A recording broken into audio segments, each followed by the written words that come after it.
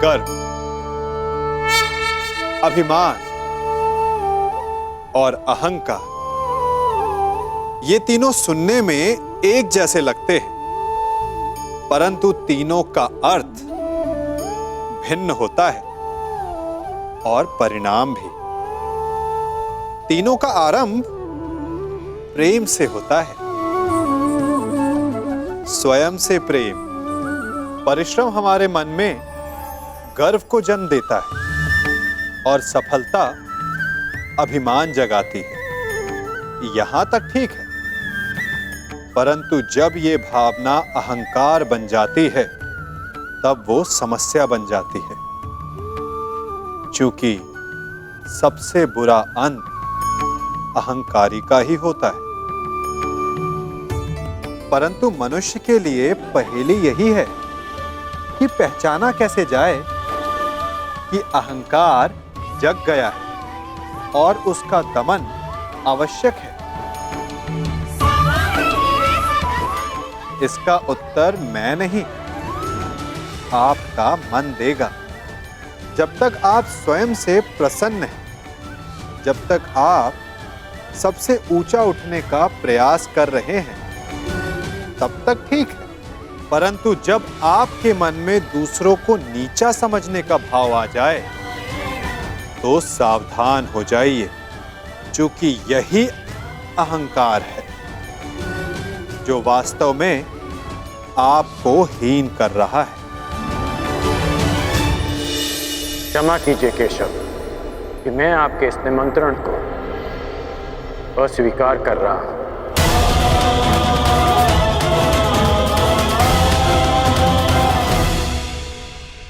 अब वासुदेव, अंगराज थोड़े भावुक हो गए हैं, परंतु आप निश्चिंत रहिए, हस्तिनापुर इस यज्ञ में अवश्य सम्मिलित होगा।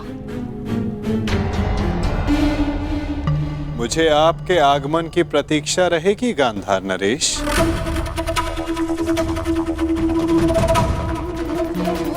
और आपके मित्रों की भी।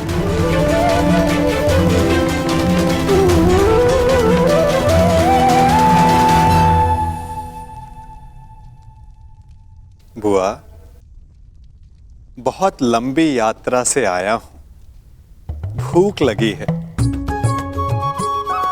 भ्राता भीम ने मुझे बताया था कि आप राजभोग और खीर बड़ी स्वादिष्ट बनाती हैं। भोजन नहीं कराएंगी?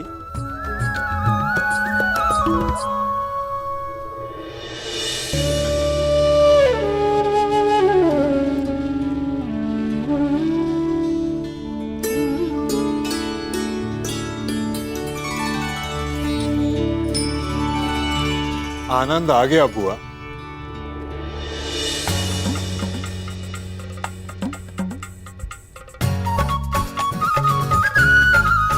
मार्ग में बहुत थक गया था बुआ, परंतु इतना स्वादिष्ट भोजन करके मानो जैसे मेरी थकान कहीं उड़ गई हो। और ये खीर,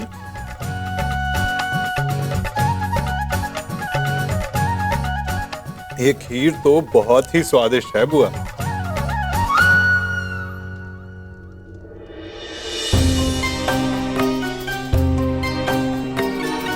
क्या हुआ बुआ? आप प्रसन्न नहीं हैं? आपके पुत्र राजसूय यज्ञ करने जा रहे हैं। आप अपने पांचों पुत्र से मिलने वाली हैं बुआ। आपको तो परम आनंदित होना चाहिए।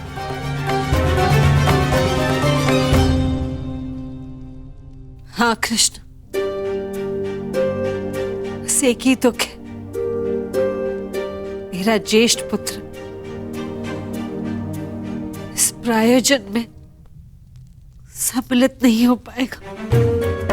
कान्हा, ऐसा क्या है जो तुम्हारे बस में नहीं?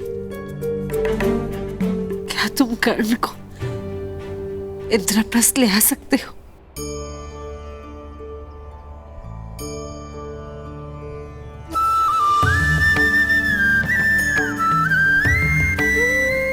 मैंने तो छाछ का ऋण भी उतारा है बुआ।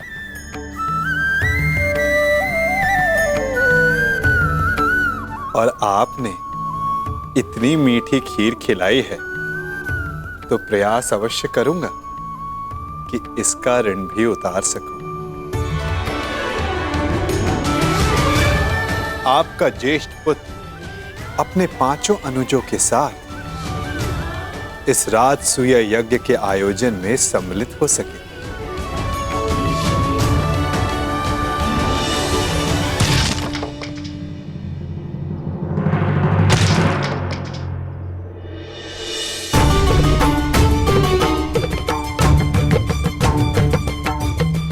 ऐसे आघात शत्रु पर उचित है महाबली। बेचारी लकड़ी को पीड़ा क्यों दे रहे हो?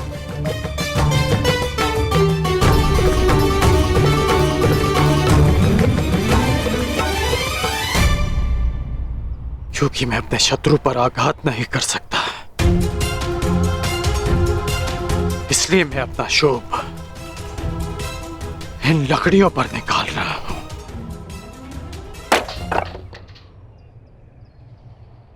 इस समय शत्रुओं की नहीं, मित्रों की सोचो में। जब दुर्योधन इंद्रप्रस्थ आने को प्रस्तुत है तो तुमने आपत्ति क्यों जताई अंगराज? आपत्ति अंगराज को नहीं, उस सूत पुत्र को है जो परिवर्तन चाहता है और जो युधिष्ठिर की नीति का विरोधी है। इसलिए युधिष्ठिर के आयोजन में सम्मिलित होना मेरे मन को स्वीकार नहीं। मन की सुनना अच्छी बात है अंगराज, परंतु जो वचन दिया उसका क्या?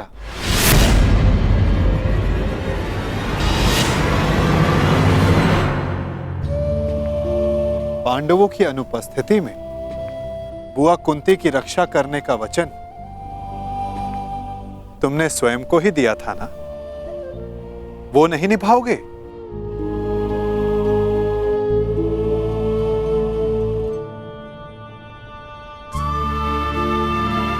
मैंने तो बस तुम्हें तुम्हारा वचन स्मरण करवाया है अंगराज, उसे निभाना है या नहीं ये तुम्हारा निर्णय है।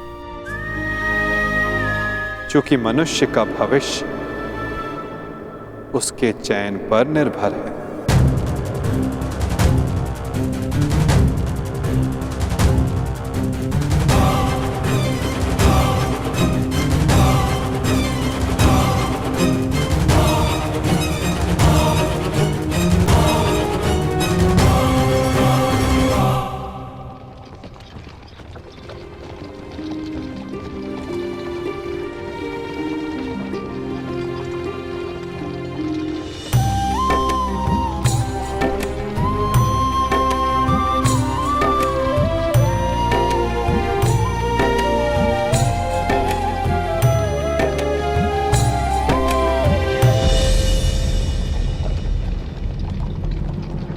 सारथी, रथ रोको।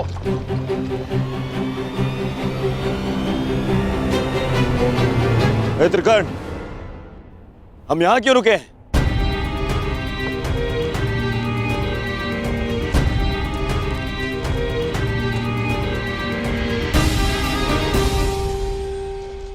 हम इंद्रप्रस्थ की सीमा पर खड़े हैं मित्र।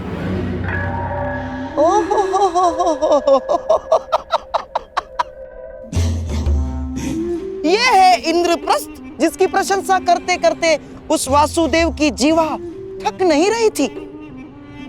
सुना है कि इंद्रलोक से भी अधिक सुंदर है ये इंद्रप्रस्थ। कैसा इंद्रलोक! ऐसा प्रतीत होता है कि दरिद्र लोक में पहुंच गए हैं हम। और हाँ, वैसे भी जो सारा जीवन वन में व्यतीत करते आए हैं उनसे इससे अधिक अपेक्षा क्या की जा सकती?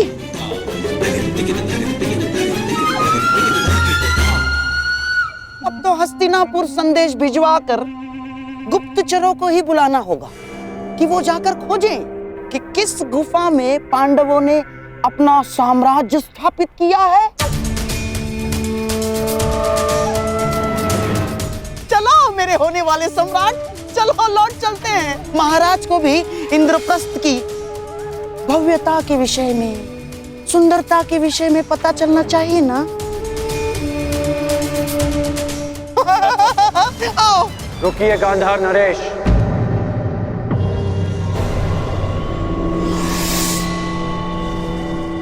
आप तो गांधार के राजा हैं ना, तो क्या आपको यह नहीं पता कि इंद्रप्रस्थ को देवताओं के वास्तुकार विश्वकर्मा ने बनाया है? कुछ तो दिव्य बनाया होगा ना। तुम्हारा तात्पर्य क्या है मित्र?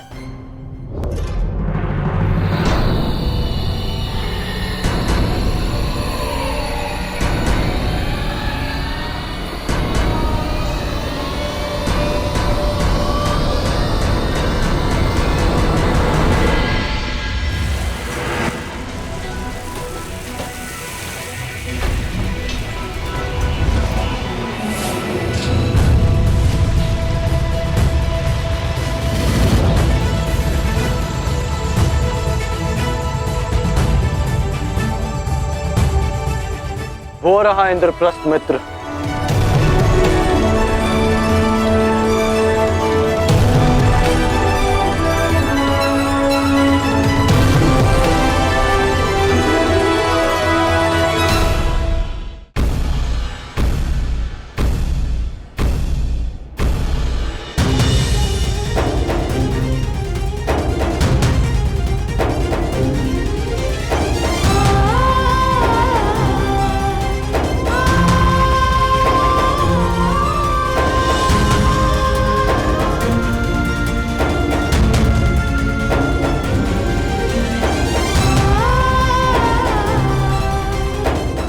इसी प्रकार तो सब प्रगति करते रहो पुत्र।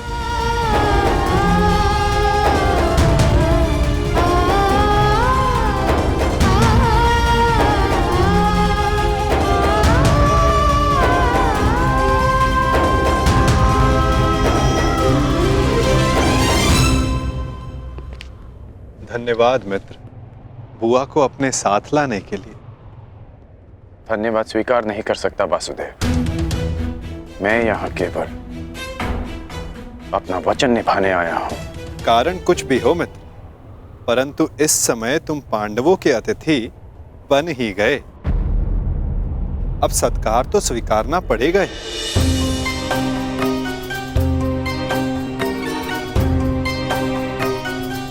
स्वागत है अंगराज।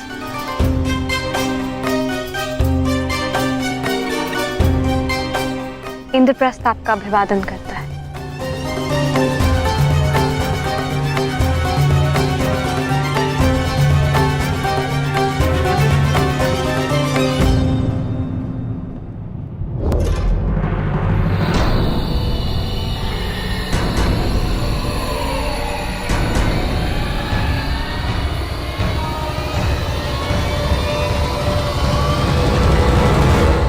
मैं आपका अभिवादन स्वीकार नहीं कर सकता देवी। किंतु आप अतिथि हैं, आपका स्वागत अनिवार्य है अंगराज। अतिथि तो मैं पंचाल में भी था। जब उस दिन सूतपुत्र कहकर अपमान किया, तो आज अंगराज कहकर यह सम्मान क्यों?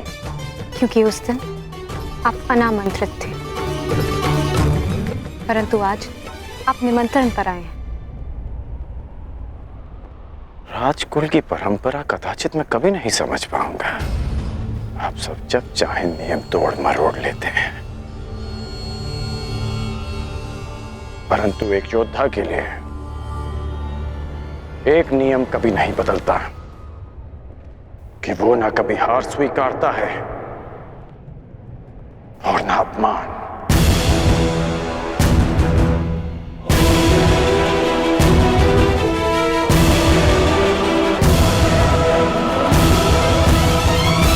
वैसे भी मेरी दृष्टि में युधिष्ठिर युवराज दुर्योधन से श्रेष्ठ शासक नहीं है। परंतु एक शासक ये तो अपना अपना दृष्टिकोण है अंगराज। अति सुंदर।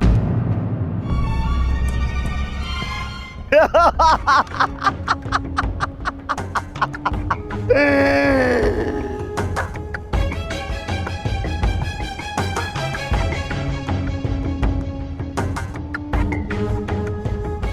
से एक महान विभूतियों का जमघट लगा हुआ है यहां पर। एक ये जो बचपन से दान में अधिकार मांगता आया,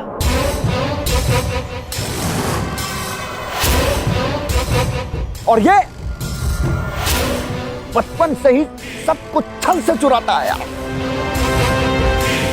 और उसके उपरोक्त ये महान पांडव इस हीन को अतिथि मानकर इसका आदर सत्कार कर रहे हैं।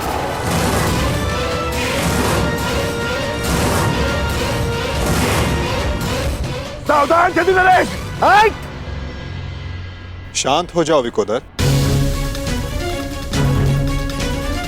इस समय छेदी नरेश शिशुपाल आपके अतिथि हैं, और अतिथि अतिथि का अपमान करे तो ये राजसूय यज्ञ के फल को निष्फल कर सकता है।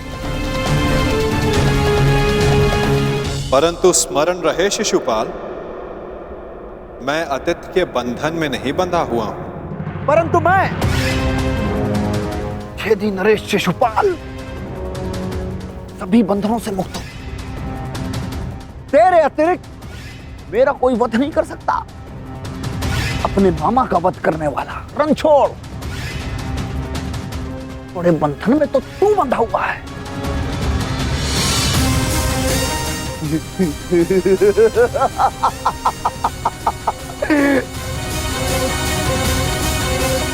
जब तक इस माला में मोती शेष हैं, तू भी मेरा कुछ नहीं बिगाड़ सकता। पूरे 100 मोती हैं। छलिया चोर।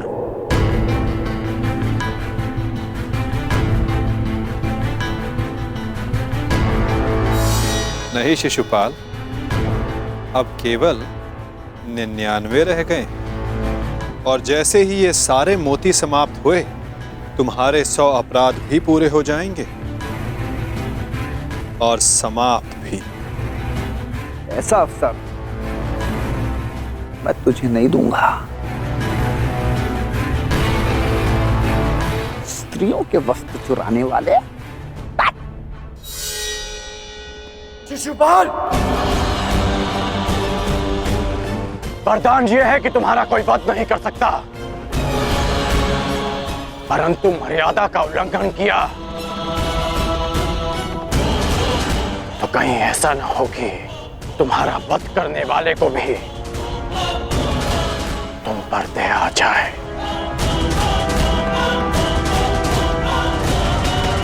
अंगराज, हम यहाँ पांडवों के आनंद में आए हैं। यहाँ कोई उत्पात उचित नहीं होगा।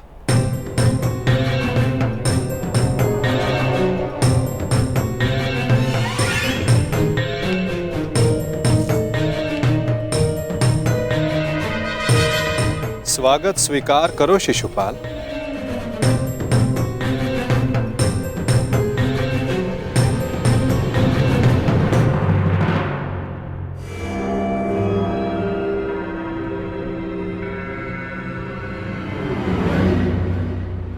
एक पुरुष को 100 पत्नियां संतुष्ट नहीं कर सकती, और तुम अकेली ने 5 को संतुष्ट कर दिया।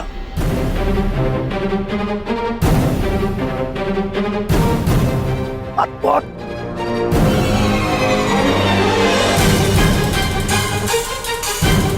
संतोष मनुष्य की शील में होता है, और शील मनुष्य की दृष्टि में। अपनी दृष्टि सीधी कर लीजिए। वो क्या है ना, टीका टेढ़ा हो जाएगा।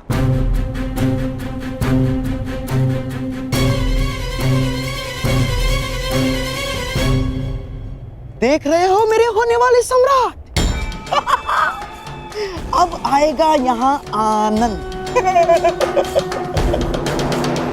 न हींग लगेगी, न हल्दी, परंतु रंग रंग बहुत सुंदर जमेगा। इस मूर्ख शिशुपाल का अहंकार और द्रौपदी का दर्प आपस में टकराएंगे और भंग होगा पांडवों का यज्ञ।